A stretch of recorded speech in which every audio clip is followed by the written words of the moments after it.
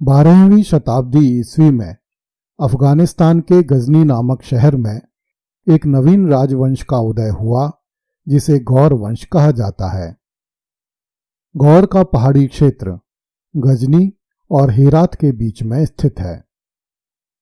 गौर प्रदेश के निवासी गौरी कहे जाते हैं। ईस्वी 1173 में गयासुद्दीन गौरी ने स्थायी रूप से गजनी पर अधिकार कर लिया और अपने छोटे भाई शहाबुद्दीन गौरी को वहां का शासक नियुक्त किया। यही शहाबुद्दीन भारत में मोहम्मद गौरी के नाम से जाना गया। मोहम्मद गौरी ने ईस्वी 1175 से ईस्वी 1206 तक की अवधि में महमूद गजनवी की भांति भारत पर कई आक्रमण किए और संपूर्ण उत्तर पश्चिम भारत को रौंद डाला। आधुनिक भारतीय इतिहासकारों ने भारत पर मोहम्मद गौरी द्वारा किए गए आक्रमणों के कई उद्देश्य बताए हैं। इतिहासकारों का मानना है कि मोहम्मद गौरी पंजाब के विभिन्न क्षेत्रों में शासन कर रहे महमूद गजनवी के वंश के अमीरों का नाश करना चाहता था ताकि भविष्य में मोहम्मद गौरी के साम्राज्य को कोई खतरा नहीं हो। कुछ इतिहासकारों का मानना है कि मोहम्मद गौरी भारत में मुस्लिम साम्राज्य की स्थापना करके इतिहास में अपना नाम अमर करना चाहता था। वह भारत की असीम धन दौलत को प्राप्त करना चाहता था।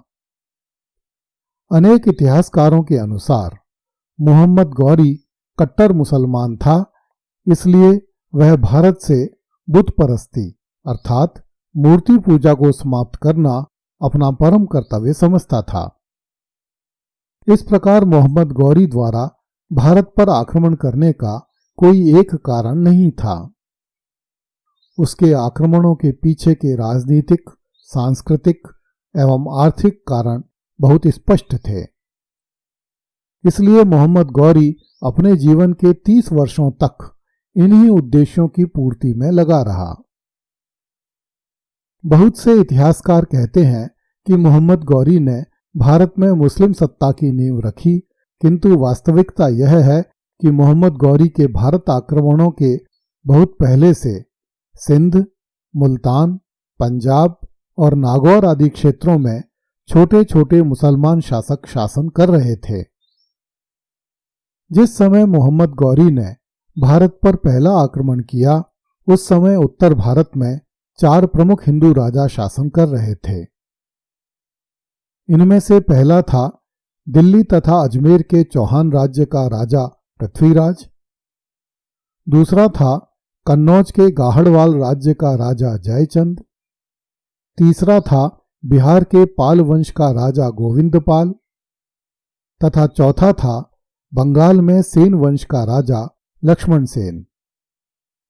इन समस्त राज्यों में परस्पर फूट थी तथा ये राजा परस्पर संघर्षों में व्यस्त थे। पृथ्वीराज तथा जयचंद में वैमनस्य चरम पर था। दक्षिण भारत भी बुरी तरह बिखरा हुआ था।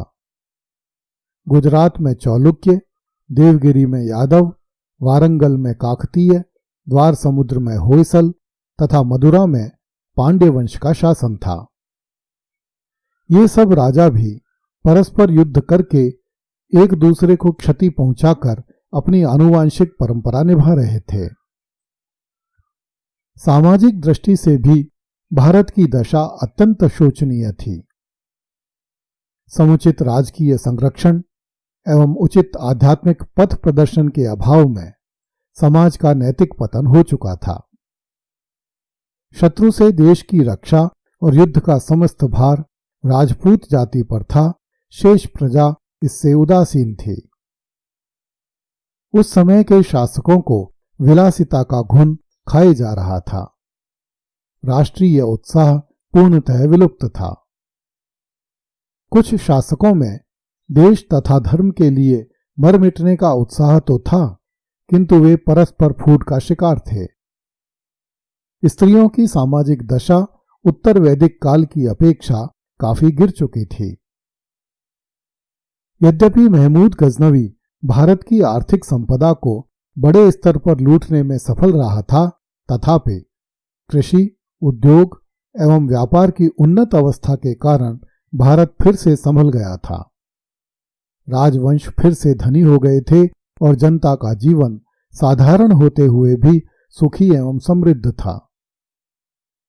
इस समय भारतीय समाज में हिंदू धर्म के शैव तथा वैष्णव संप्रदायों का बोलबाला था और बौद्ध धर्म का लगभग नाश हो चुका था। जैन धर्म दक्षिण भारत तथा पश्चिम के मरुस्थल में जीवित था। सिंध, मुल्तान तथा पंजाब में इस्लाम फैल गया था।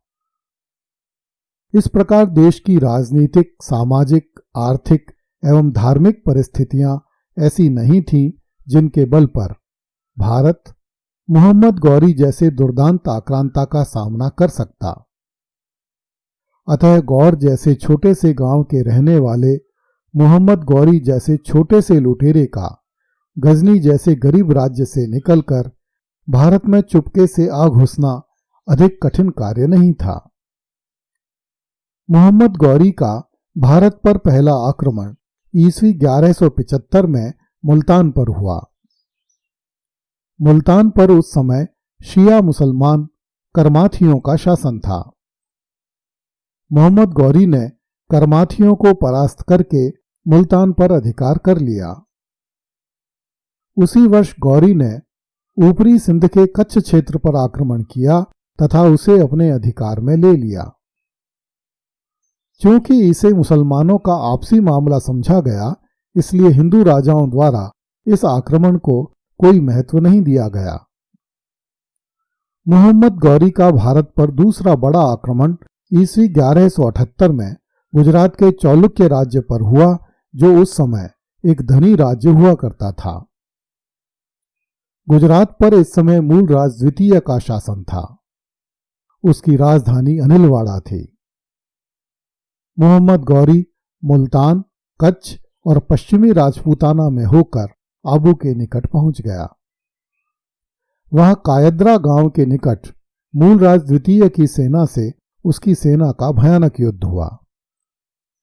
नाडौल का चौहान शासक कान्हड़देव, जालौर का चौहान शासक कीर्तिपाल और आबू का परमार शासक धारावर्ष भी अपनी सेनाएं लेकर चालुक्यों की सहायता के लिए आ गए। इस युद्ध में मोहम्मद गौरी की सेना के बहुत से सैनिक मारे गए तथा मोहम्मद गौरी बुरी तरह परास्त हुआ। वह अपनी जान बचाकर रेगिस्तान के रास्ते फिर से अफगानिस्तान भाग गया। यह भारत के हिंदू राजाओं से मोहम्मद गौरी का पहला संघर्ष था और पहले ही संघर्ष में उसे भयानक पराजय का स्वाद चखने को मिला था। क्योंकि भारत के कुछ हिंदू राजाओं द्वारा मोहम्मद गौरी को परास्त करके भगा दिया गया था, इसलिए भारत के अन्य हिंदू राजाओं ने मोहम्मद गौरी को अब भी कोई बड़ी मुसीबत नहीं समझा और भारतीय हिंदू राजा अपनी परस्पर लड़ाइयों में व्यस्त रहे। अगली कड़ी में देखिए, पंजाब के रास्ते भारत में घुस गया मोहम्मद गौरी।